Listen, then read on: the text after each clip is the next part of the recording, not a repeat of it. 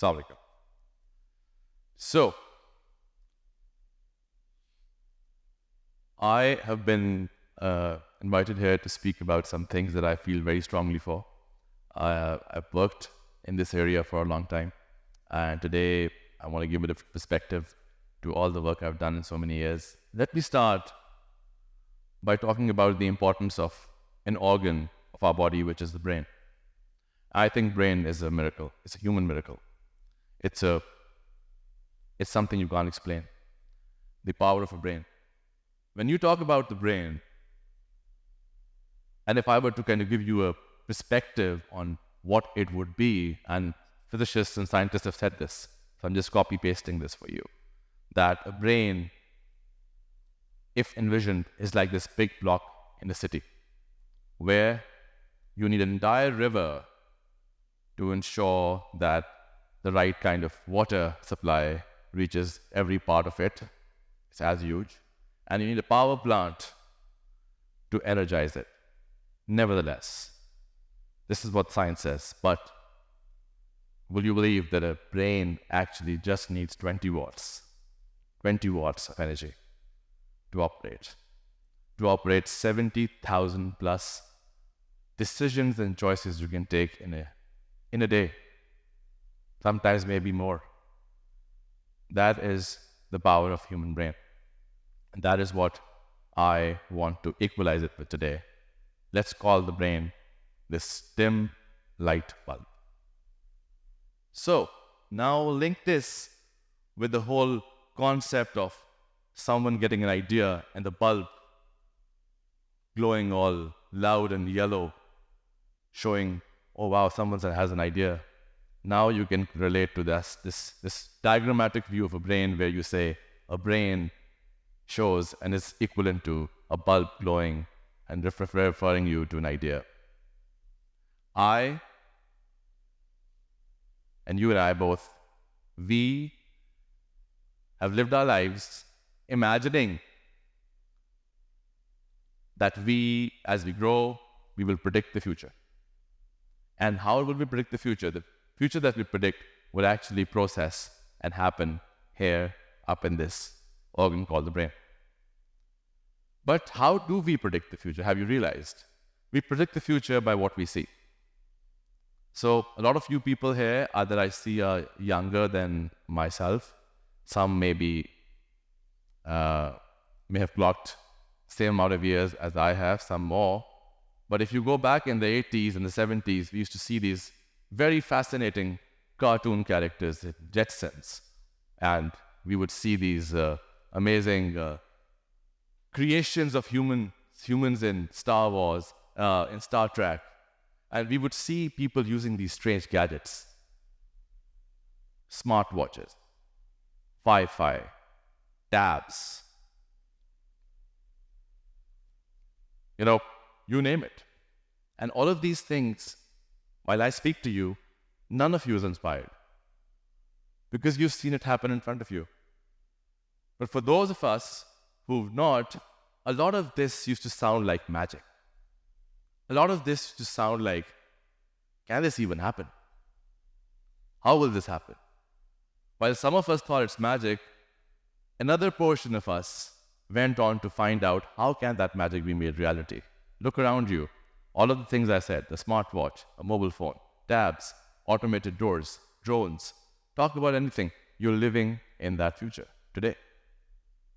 What all is a human mind capable of? And because I've worked with thousands and thousands of young people in the past 18 years of my life, I continue to imagine them and how they think and how they process decisions. And I continue to compare that with what I have educated myself with, and that's technology. And this race between human mind and technology. And that's what I want to talk about today in the next 10 minutes. We've seen over the years, as you can see in the screen, the computer, the technology, kind of beating a human being. The best chess player was beaten by a machine in 1997. Then we heard this thing called Google that came up in 1998, and that from where you could just write anything and it will search anything. It used to be quite a surprise then. This is the time when internet used to be a perk, and we would connect with the internet using our computers with a dial-up connection, which would create sounds so weird that your mom in the next room would say, "Can you please zip this thing off?" Right now, you don't need to connect to the internet. You're already connected to the internet. But at that time, this was big news. Today, you've heard of ChatGPT, now ChatGPT 4 Turbo. The way technology continues to evolve is nothing short of impressive. But there are certain questions that we must ask ourselves. In my experiences of working with various initiatives or creating initiatives across Pakistan, I worked a lot with the youth. And I worked a lot across various parts of Pakistan. I've been to over 84 universities. I have spoken with thousands of students, their parents. I have built initiatives to provide skills to young entrepreneurs in the past decade or so. And alongside, I've done one thing continuously. I've tried to understand how technology is trying to run at par with human development. And I want to create that match today for you, because that's the thought I want to leave you with. The rest can be your own decisions that you will take. These are some of the initiatives that I've worked with. All had one thing in common: people. When I say people, I'm talking about human minds. I'm talking about thousands and thousands of processings and transactions happening on a daily basis. And those people talk to you, you talk to them, ideas being exchanged. It has brought me to this one juncture which I want to talk about, where this intersection happens. You know how a human learns? A human acquires knowledge, and then he or she applies knowledge, right? But is this not how machines learn? It acquires knowledge, and then it applies that knowledge. Human intelligence versus artificial intelligence. This is artificial intelligence. Every time you hear this word, it appears so that it's something godly. It's something out of this world. It's so posh, it's so fashionable, it's so sassy. Whereas, let me tell you, artificial intelligence is constantly running behind human intelligence, because that is from where it learns. So, I was speaking to this group of 5,000 odd students just a couple of weeks ago in Sialkot. We run these skill centers across the country. We help people become freelancers. We teach them how to code. We teach them how to write content. We teach them how to build graphics. And I'm standing, I don't have that photograph unfortunately, but I'm standing and I saw this photograph of myself from the back. Like, you're about 100 odd people here. There are about 5,000 people there. So you can't even see the end. It was more like a jalsa.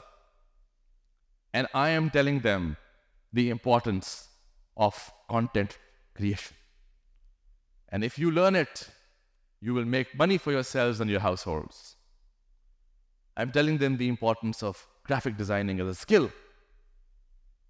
इसको बनाओ, बेचो, internet पे बेचो, पैसा कमाओ. Well, when I got off that stage, I had just a night before read a bit about this new release of OpenAI and how it was going to change the way everything works. So you know what started happening in my mind? I started questioning, and I wanted to pose that question to you, that those 5,000 people who I was trying to sell skills to, they could be replaced with a few lines of code. Today, you have apps, you can tell them what you want, and they can create a website for you in a matter of minutes. What would a graphic designer do then? Content writing, really? Versus ChatGPT 4 Turbo? What will you do then? So that made me wonder that we need to start finding the right intersections now, the new intersections now. I do not totally believe that humans will ever be replaced, but the way the work was done will change. The way jobs were defined will change. They are changing already. Pakistan is an economy that follows trends. After 5 to 10 years, things start to come in, but things are happening abroad in a rather different manner. But still, let me tell you, we're at a very early stage. So what AI and tech should actually do is to help you with your dirty jobs, right? With the dull jobs, with the dangerous jobs. So what I'm trying to create here is that how that together we as humans and technology and robots and AI, can we work as allies? Can we work as partners? Can we work as friends, collaborators? And I'll tell you how we can do that. So, yes, it is reality. Technology is reality. We are going to try and build something around it. You know, if you talk about the concept of how technology can apply, look at the future of banks. Banks do the same thing. They give loans, they transact, they have to run anti-money laundering software, they have to manage risk, they have to do compliance. Why is banking important as a use case? You and I are interacting with banks all the time. We don't even know. It's transactions. It's cash flow. We are transacting. The future of transactions will change. Banks will move to becoming open banks, with AIs being built, with APIs being built through different fintechs. Banks will not compete with banks, by the way. They will now compete with tech companies. They will compete with fintechs. That's the future of banks. Will the banks go away? No, they can't go away. Will the jobs go away? They will not go away. But the requirement of a human being of a bank has changed. You expect more. You expect comfort. You expect convenience. You expect speed. Similarly, if I move on to medical science, you want better medical service. You want better post-care. You want more correct, apt diagnosis of a problem. You need all of these things now. And this is where AI can come and help. How do we make that happen is what is important. See, the way technology is evolving, it's interesting how a lot of what we saw in our times, a lot of you can't even relate. Floppy disks, right? The only thing extinct in our times was dinosaurs. We knew there's something that we've not seen. Today, if I speak to a young 20-year-old, he'll say, what the is that? Well, we used to talk on that phone. Do you know that? And we were not allowed to speak on that phone more than 20, 30 minutes. It used to be a big issue in our houses. Who is he talking to? For 30 minutes on that phone. So it's changing very fast. I think technology and AI needs to solve real problems, and these are real problems. We need to use our mind and our intelligence to solve real problems. These are real problems. Poverty is a real problem. People can't go to schools is a real problem. Education can completely transform.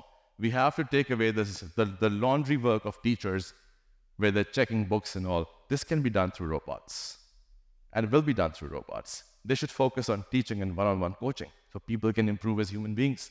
That's what we should do. So my big question today is, can these apps and technologies really understand humans the way humans understand humans? It's a big question. Can these apps do that? See, the problem is you have to understand how our brain works, how we work. We work on these three fundamentals: thoughts, words, actions. Machines learn from our actions. Machine learns from our words. Can they learn from our thoughts? It's a very important point, because thoughts are not just thoughts as a word. Thoughts are a mix of conscience. Can machines have conscience? Can machine have wisdom? Can they have wisdom? Can they think the way we think? We can teach them how we think. So let me, because I've been asked to keep it short, let me close this by telling you something very important. You know, we all belief has two parts. Belief in the God who created us, whatever you want to call your God, and belief in ourselves. And if you believe in that God, He defines Himself as an infinity that you and I will continue to explore. We humans, He calls Ashraful Makhluqat, the best of all creations. Right? So we have the power to look for that infinity. Our intelligence has the power to give meaning to that infinity. Can that machine ever become more intelligent than someone who can look for infinity? So my question for you would be, can you and I, using the power of our brain, power of our thought, the power of our clarity, the power of our conscience, the power of our wisdom, can we be the infinity AI will continue to explore? Think about it. Thank you.